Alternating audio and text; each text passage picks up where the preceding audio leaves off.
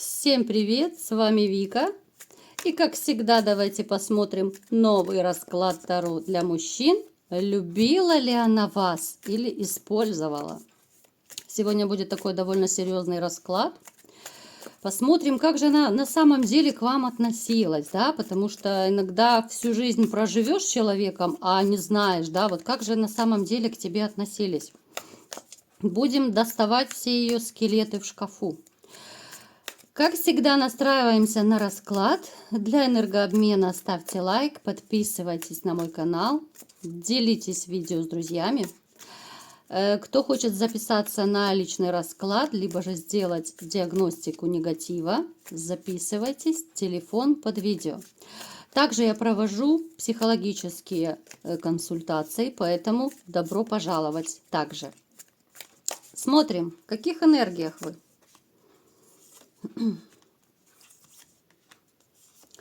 И сразу же у нас идут кардинальные перемены. Ёлки-палки, ребят, ну прекращайте вот так вот страдать. Самобичевание просто.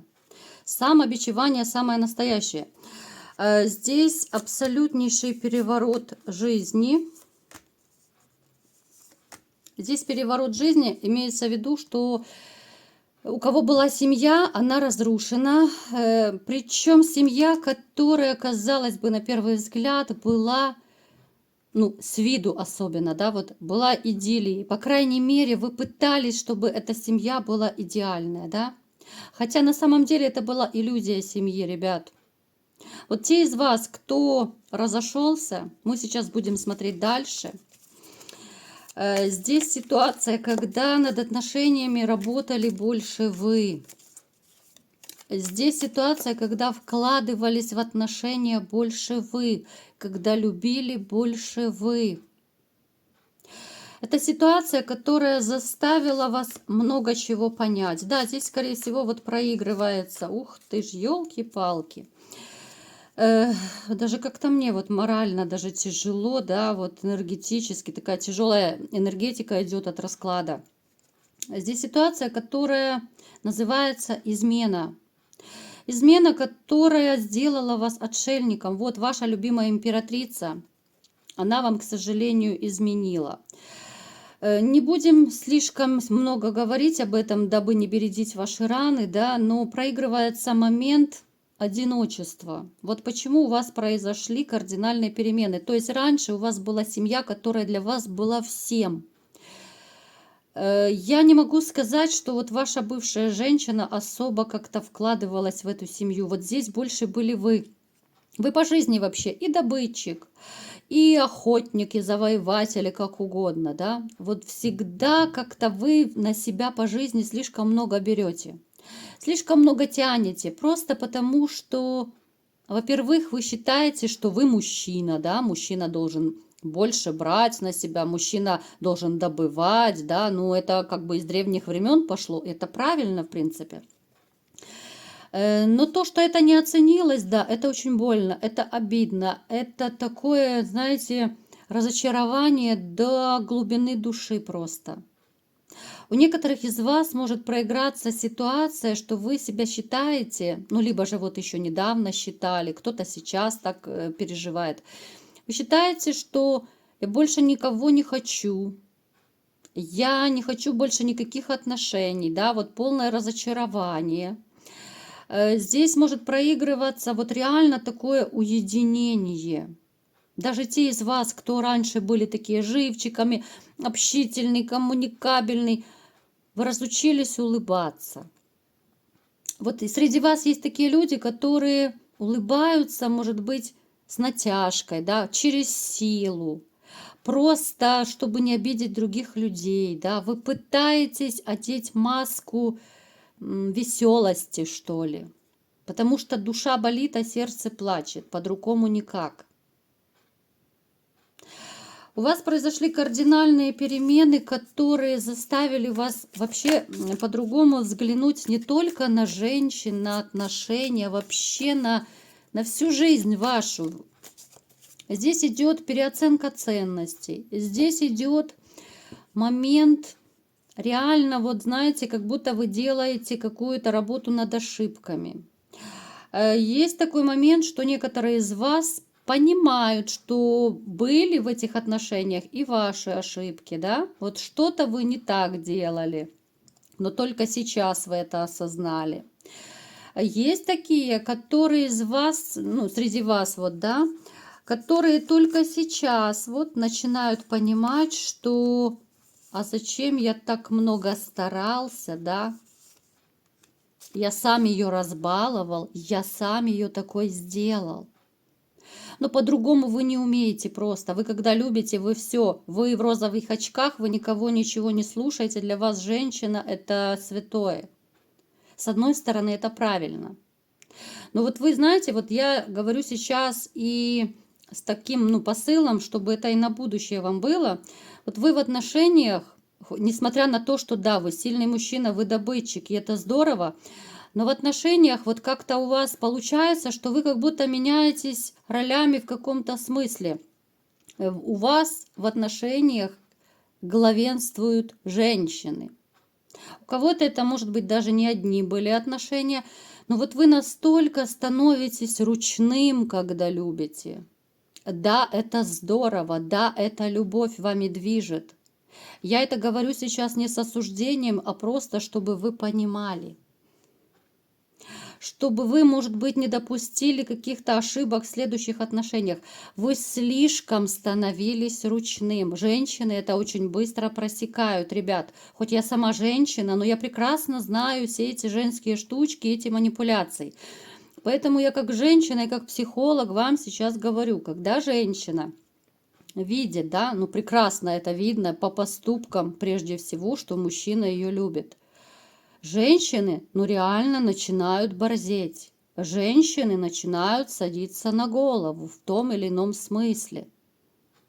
Поэтому я сейчас вам это говорю с тем, чтобы вы, ну как-то дозированно что ли, да, вот так, ну уж слишком 24/7 растворялись в отношениях, в будущих отношениях, да. Потому что вы семейный до мозга кости. У вас вот любовь, семья – это святое. Причем среди вас вот есть еще такие товарищи, которые ностальгируют о прошлом. Вот у нас 6 кубков. Это может ностальгия быть о прошлом, воспоминания, как все было хорошо. Да? У кого-то, может, еще не прошла вот тяга к бывшей, да? Не прошли какие-то чувства, вас тянет в прошлое. Причем здесь есть такой момент, что как будто вот вы даже не думаете о будущем. Ну так, думаете, ну постольку-поскольку. Может даже не быть никаких особых таких планов, тем более касательно личной жизни. Потому что есть боль обиды, боль разочарования. Вы даже не планируете. Вот как сложится, так сложится. Как будет, так будет. Но больше как было, я не хочу, да, вот здесь момент страха еще может быть. Вот так, как было в прошлых отношениях, я больше не хочу, я больше не переживу такой боли, таких вот разочарований в любимой женщине. Напишите в комментариях, есть у вас такой момент или нет. Поделитесь, что вы думаете о каких-то вот таких вот ваших переживаниях. Кстати, ребятушки, лайфхак. Вы можете вот в комментариях даже пишите свою какую-то, я не знаю, там боль, переживания, да, вы тем самым тоже, вы пусть это виртуально, но вы изливаете свою боль какую-то, свои мысли, да, вы тем самым облегчаете свое внутреннее состояние. Поэтому, если некому там поделиться, если нет близких таких друзей, может быть, с кем можно поделиться, вы можете писать в комментариях. Мы друг друга не знаем, да, мы вот как случайные попутчики. Почему говорят, что очень часто делятся какими-то своими секретами, случайными попутчиками? Потому что вы больше никогда не увидитесь. И люди реально изливают душу. Поэтому, ребят, не стесняйтесь, пишите, да, вот, может быть, вы даже в комментариях будете что-то друг другу советовать. Я знаю, что вы читаете комментарии друг друга тоже. Поэтому это будет для вас большим плюсом и большим облегчением. Итак, давайте будем смотреть все-таки, какая же женщина пришла к нам сегодня на расклад. И будем разбираться, любила ли она вас или использовала. Такая довольно тяжелая сегодня тема. Больно, очень больно.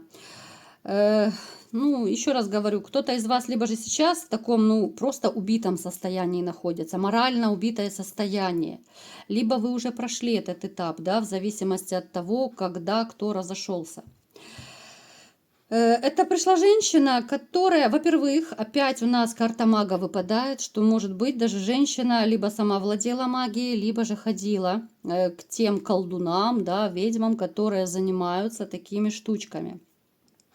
Это женщина, которая сейчас не с вами, она сейчас одинока, но она была когда-то ваша императрица. Это была ваша любимая женщина, это была хранительница очага, да, это, возможно, была мать ваших детей, либо же вы хотели иметь детей с этой женщиной, но не получилось. Это женщина, которая очень сильно любит деньги. Это женщина, которая больше всего любит себя и деньги. У нее даже как-то вот, если есть дети, они уходят на второй план, а вы тем более. Это очень эгоистичная особа. Она, знаете, вот она вообще не задумывается о других людях. Ей все равно, обидела она кого-то, да, будет с ней кто-то общаться, не будет. Она переступила через человека и пошла дальше. Вот если она видит, что в ее жизни человек не приносит никакой выгоды, она спокойно расстается, она переступает, да, вот она просто, ну так, наплевательски относится к окружающим людям. Эта женщина, да, вот она по своей природе такова, что она должна вообще жить одна. Она не умеет любить, она не умеет жить для других, она не умеет вкладываться в отношения, строить отношения. Почему я и говорила вот только недавно, вот вам, да, в процессе расклада, что в эти отношения больше вкладывались вы. Это женщина, которая, она не то, что даже, она и не умеет, она и не хочет вкладываться в отношения. А зачем, когда есть другой, то есть вы, да, ну, были. Если есть вы, и вы можете это все сделать за нее, да? Зачем она будет в эту копилочку свою денежку вкладывать, если есть вы, такой спонсор, да?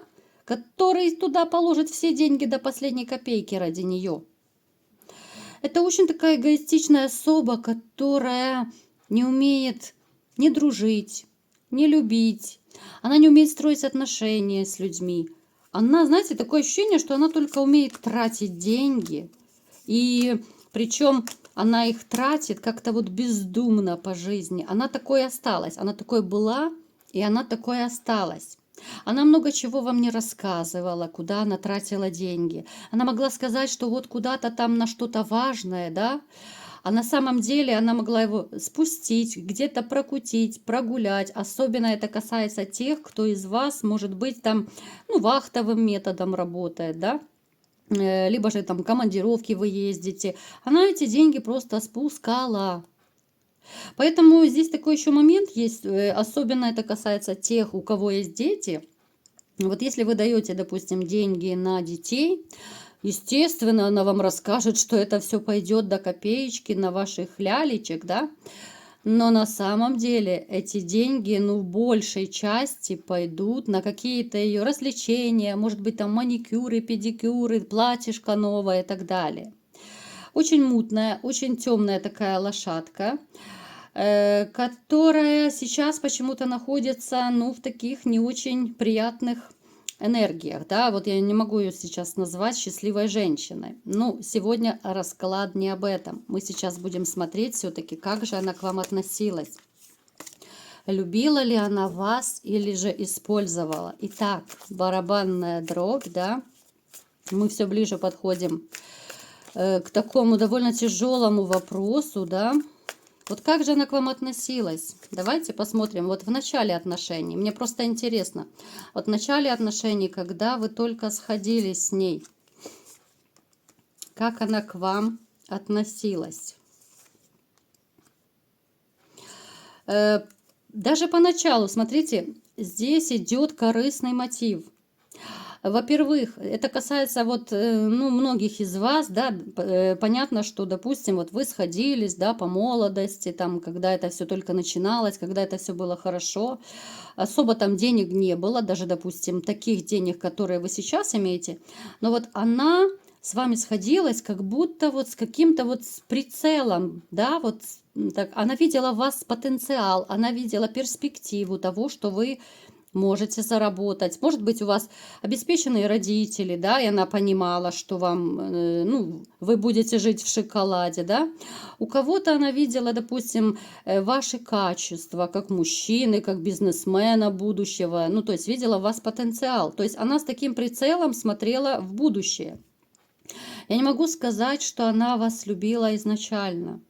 Да, была симпатия, да, была, ну, может быть, легкая влюбленность, но, как правило, это называется страсть.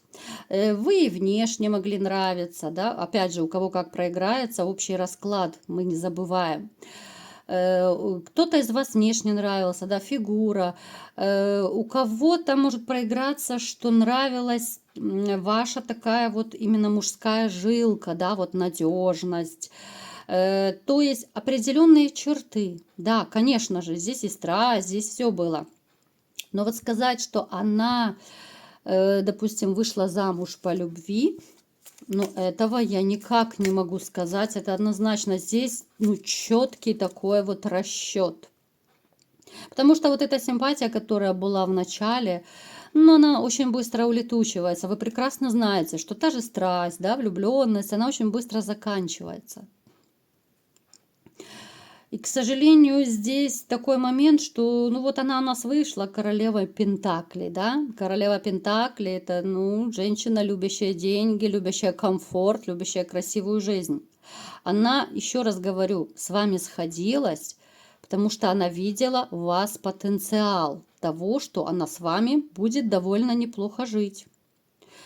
Опять же, у каждого проиграется по-своему, да, потому что женщина, которая выходит замуж, да, вот либо же вступает в отношения с таким прицелом, что вот он мне выгоден, да, вот если я с ним буду жить, я буду вся в шоколаде. Ну, такая женщина, знаете, ну, как правило, это, во-первых, я считаю, это очень недалекие женщины. Да, они ориентированы на деньги, но быть с мужчиной просто по выгоде, просто ради денег, ну это как нужно себя не любить, не ценить, и я считаю все-таки, что это заниженная самооценка. Она самоутверждается за счет богатого мужчины, за счет того, что она возвысится, да, вот ее статус возвысится, за счет того, что она будет женой богатого мужчины. Это такая неуверенная в себе королева с виду. Да, она может быть королевой, довольно неплохая с виду, и фигура может быть, но много внутренних страхов, комплексов и неуверенности в себе.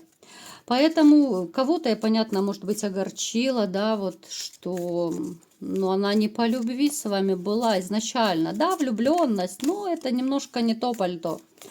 Давайте теперь посмотрим напоследок, как же она к вам относилась, ну, вторую половину ваших отношений, либо же вашего брака, да, вот ближе к концу отношений. Любила ли она вас? Либо же, хотя любила, да, вот я просто почему хочу посмотреть, ну, а может быть, она со временем вас полюбила, оценила, да, вот в таком ключе я хочу посмотреть. Хотя, конечно, это удивительно, это вряд ли, но мы сейчас посмотрим. Любила ли она вас потом уже, когда вы начали и стараться для нее, да, когда она видела, что вы все-таки ее любите, кружите и готовы на все. Ну, это трэш, ребят. Я не знаю, я в шоке по колено. Нет, к сожалению, нет. Вот в процессе вашей жизни, да, вот мы посмотрели первую половину, да, вот начало отношений. И сейчас я вот расскажу о второй. Она, в принципе, особо не отличается от первой половины, хотя нет, она отличается, но гадостью, да, вот, которую она привнесла в ваши отношения. Вторую половину жизни она просто начала борзеть. Здесь любви не появилось, здесь не появилось какой-то благодарности за то, что вы для нее делали. Здесь появилась борзота в самом прямом смысле слова. Когда у кого-то может проиграться, она начала злоупотреблять, допустим, там спиртным, начали появляться какие-то вредные привычки, плюс здесь начали проявляться измены. Вот в начале вот она не изменяла, нет. Она начала изменять вот именно когда началась реально такая обеспеченная, красивая жизнь. Опять же, обеспеченность – это очень такое относительное понятие, да, потому что и доходы у всех разные. Но вот она начала изменять именно когда вы ее разбаловали, когда вы начали, возможно, больше зарабатывать, больше помогать, больше подарков дарить, да, то есть вы все для нее, а она все так ближе налево. Во второй половине здесь нет, здесь начались проблемы, наоборот, между вами. Здесь начался холод, отторжение. Чем больше вы для нее давали, чем больше вы старались, тем больше она отдалялась. Ей хотелось все больше и больше. Отсюда и измены, отсюда и вранье, отсюда и проблемы все. Знаете, вот она, опять же, вот в поисках, она всю жизнь, особенно, ну, вторую вот половину вашей совместной жизни, она находилась в поисках еще более обеспеченного мужчины.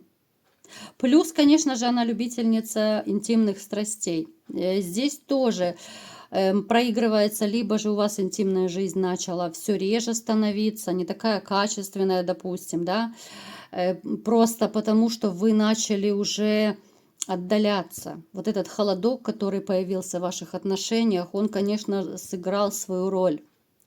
И нехватка, да, и плюс, знаете, у меня такое ощущение, что вы, чем больше в нее вкладывались, тем больше начали ее раздражать. Напишите, что вы думаете по этому поводу. Это, конечно, трэш, это мой шок в шоке, да, я не знаю, вот я не могу подобрать слов, но вот как-то мне грустно, да, вот я думаю, вы даже по голосу слышите, что как-то мне взгрустнулось даже немножко, вот обидно за вас, обидно за людей, которые любят, да, вот всем сердцем, всей душой, а в ответ на твою любовь тебе начинают изменять, да. Вместо того, чтобы быть благодарной, вместо того, чтобы строить семью, да, вот все в дом, вот этот мир двоих, еще больше делать таким благоустроенным.